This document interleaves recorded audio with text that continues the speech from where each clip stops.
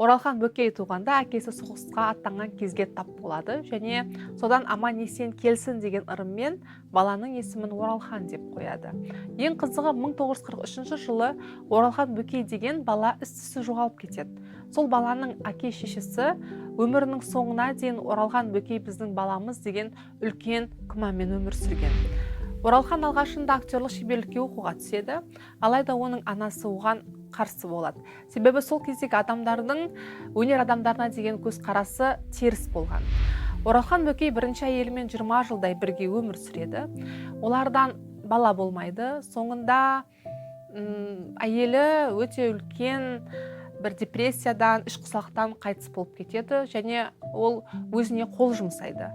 Соңында өзінің хатында менің өміріме кінәлілерді іздемеңдер деген хат қалдырып кетеді. Ол іс-сапарда жүрген кезінде